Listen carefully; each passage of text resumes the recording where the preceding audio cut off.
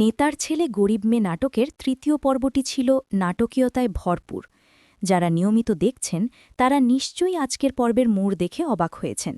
গল্পের নায়ক তাজুল এবং নায়িকা লাবণ্যর ভালোবাসার মাঝখানে পাহাড় হয়ে দাঁড়িয়েছেন এমপি শফিকুল ইসলাম খান।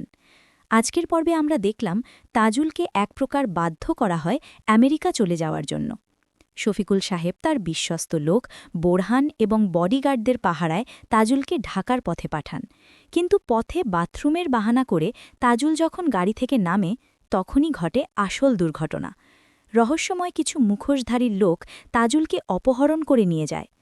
এদিকে শফিকুল ইসলাম খান তার রাজনৈতিক ক্ষমতা এবং বুদ্ধিকে কাজে লাগিয়ে তাজুলের নিখোঁজ হওয়ার দায় চাপিয়ে দেন লাবণ্যর বাবা খলিলুল্লাহর ওপর। দীর্ঘ ৩৫ বছর বিশ্বস্ততার সাথে কাজ করা খলিলুল্লাহকে পুলিশ দিয়ে অ্যারেস্ট করানো হয়। লাবণ্য এবং তার মা এখন চরম অসহায়। একদিকে তাজুলের কোনো খোঁজ নেই, অন্যদিকে তার বাবা বিনা অপরাধে শ্রীঘরে।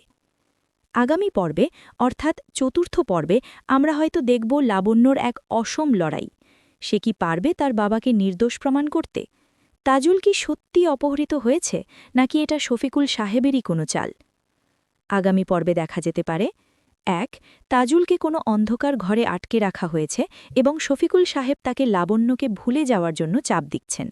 ২. লাবণ্য তার বাবার মুক্তির জন্য এমপি সাহেবের কাছে করুণা ভিক্ষা চাইবে, কিন্তু সেখানেও তাকে অপমানের শিকার হতে হবে। ৩. গল্পের মোড় অন্যদিকে ঘুরতে পারে যদি বোরহান বা তাজুলের বোন সত্যটা জেনে যায়। তাজুল কি পারবে লাবণ্যর বাবার সম্মান রক্ষা করতে, নাকি ক্ষমতার দাপটে পিষ্ট হবে গরিব ঘরের মেয়ে লাবণ্যর পরিবার? সব মিলিয়ে আগামী পর্বটি হতে যাচ্ছে দারুণ উত্তেজনাকর। আপনার কি মনে হয়? অবশ্যই কমেন্টস করে জানাবেন।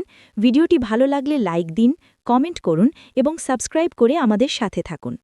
দেখা হচ্ছে নতুন ভিডিওতে। আল্লাহ হাফেজ।